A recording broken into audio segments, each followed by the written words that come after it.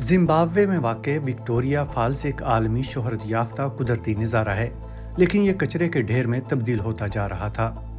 हर साल तकरीबन 2.5 लाख सयाह यहाँ आते हैं, लेकिन इनका पीछे छोड़ा जाने वाला कचरा एक संगीन चैलेंज बन चुका है।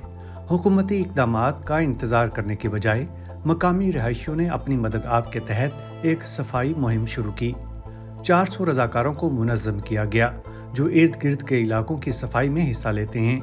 तहम सबसे आसान हल ये है कि कचरा पैदा ही ना हो, इसलिए टूर ऑपरेटर्स सयाहों को पानी के लिए धाती बोतलें खरीदने की तरगीब दे रहे हैं, जिन्हें शहर भर में कायम मुफ्त वाटर स्टेशन से दोबारा भरा जा सकता है।